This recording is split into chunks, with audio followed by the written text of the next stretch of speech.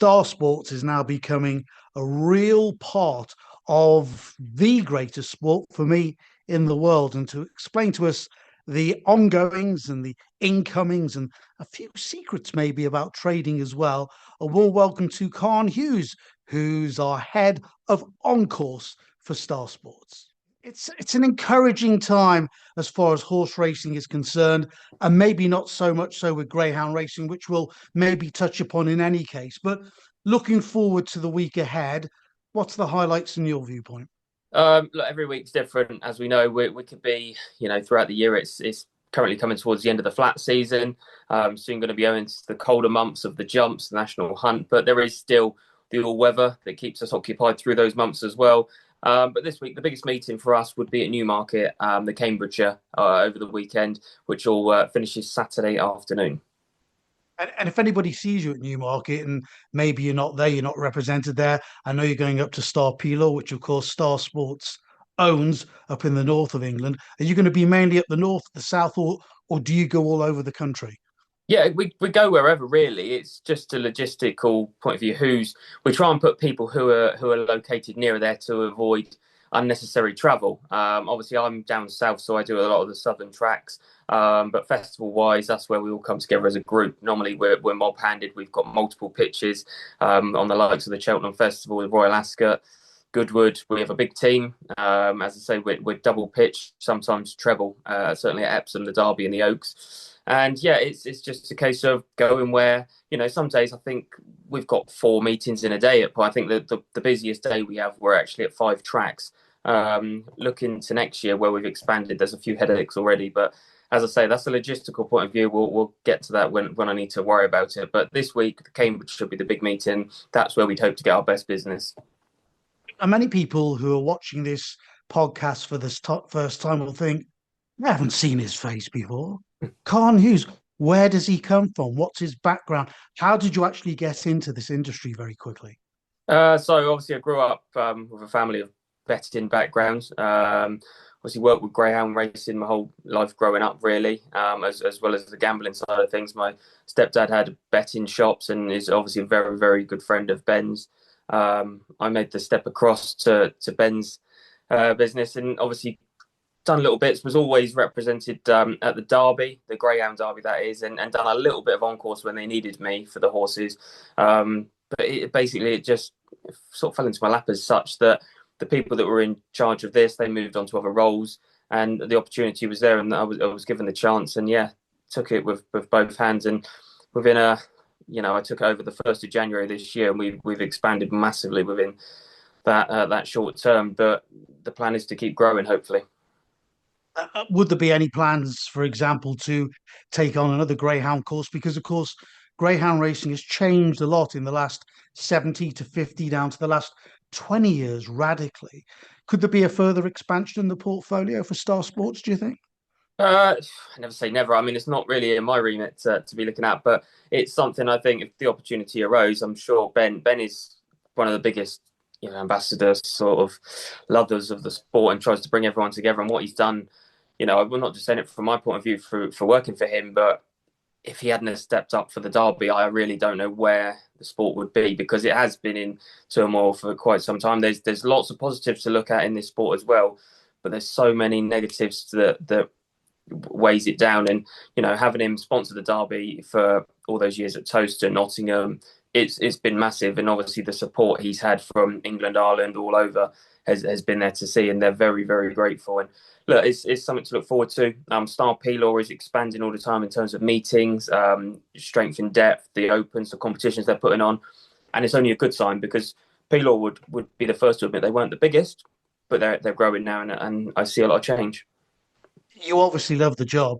You adore the industry and everything about it. It's in your blood, isn't it? It's in your veins. But what do you find to be the hardest part of your job?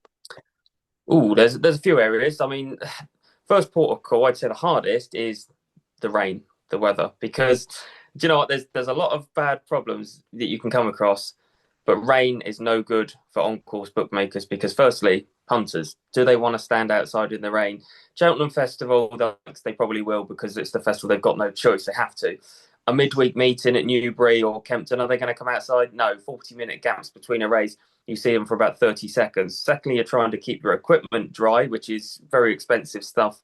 And thirdly, wet money, the new form of money is just no good. But outside the weather elements, staffing can be an issue because I can give opportunities to anyone on the front of the pitch as a front person. That's quite straightforward. But clerking is always an issue because you have to have a betting experience and understanding of betting prices to be. I mean, if I just stuck someone on the back and the prices were all wrong, we'd be picked off for fun. But yeah, clerks are hard to come by. Obviously, have this issue, this chat with a lot of other fellow bookmakers and reliable staff. Thankfully, we're in a position where we've got some very trustworthy staff, and yeah, very very lucky to have them on board with me because you're sending them to tracks sometimes on their own, sometimes in pairs. You might not see them for a few months, and they've got a lot of to take charge of as well. They're obviously always in contact, but you're sending them out there to do battle for you. So you obviously got your GCSE A in mathematics, otherwise you wouldn't have a chance on the pitch. Tell me where you're going to be and how do people find out where you are going to be on a day to day, a week to week basis? Yeah, I mean, as for the GCSEs, when I was there and not at a dog track watching trials or at a horse track, but no, in all Skiving, seriousness, weren't you, yeah, basically? yeah, Yeah? I was We printing all were. trial sheets. I was printing trial sheets out in some of the lessons and got in trouble because I was trying to study the form ahead. But that's why I did no good at graphics because the printer was used for the wrong form of printing. But in terms of the week ahead, look, this week it's the season finale at Epsom. That's another track. We always stood there for the Epsom Oaks and the Derby.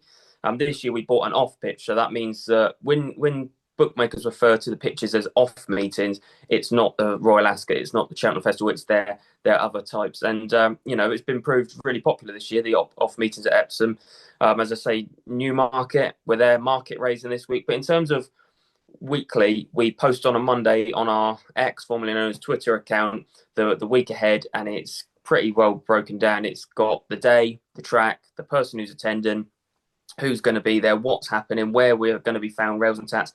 And sometimes we'll do an update in the week if anything changes, or just remind people if it's a really busy week. And that is the best form of contact to see where we're going to be. But as we've always mentioned, we're happy to take any forms of business while we're on the track. We're there to take business, for instance, Newmarket this week, but don't forget there's things like the Ryder Cup going on. And if anybody wanted to come and place a bet of us, they're more than welcome to. And that's on any sport or anything going on. The Irish Greyhound Derby finishes this weekend. What an event that's been. And yeah, it's those sort of business we're happy to take because customers are always going to find us if they win or lose, or they can get in contact with us via our website if they needed to. So there wouldn't be any issues that we've packed up, we've gone home, we've got the stakes, and we're not coming back to pay you out. Of course, of course. And finally, Colin, we've talked about Newmarket this Saturday, the Cambridgeshire Group Ones all over the place for the juveniles. You've said about some super season-ending finale on Sunday, but between now and the end of the flat season and the first half of the jump season, what's your want? What's your like? What do you look forward to most of all from a personal point of view? Ooh, that's a good one. In terms of tracks, I like go. I mean, the summer's been my favourite. I love going to Windsor on a Monday night. I think it's the absolute pinnacle of summer racing in the sense everyone goes your Goodwoods, your Ascots, but there's just some heritage and something old school about Windsor. You go there on a Monday night, you meet the loveliest customers.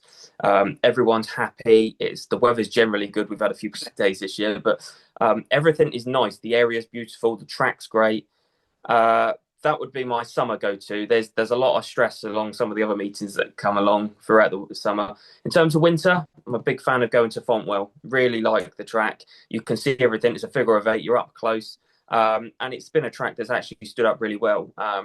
Fellow bookmakers, punters, they all question what you're doing, but why are you buying tracks here? And I always think the question, well, why have you still got a picture if it's that bad? They've not come forward to or put theirs Of up for course. sale. Yeah. And that goes the case for anywhere when they're going, you're mad. Why are you buying pictures at new tracks? Well, I don't see too many of them at those tracks offering up their pitch for sale because, like, as I say, we're looking to expand all the time. And it's not a case of just throwing money at things over the top. it has to be the right money, it has to be the right track, and has to fit in with our schedule. But if it does, then we'll look at doing business. We're looking forward to growth. We're looking forward to excitement. We're looking forward to improvement, both with Star Sports and the industry as a whole. And no doubt we'll speak to you over the next few weeks and months. Kaan, thank you for your time. Appreciate it. Thank you very much.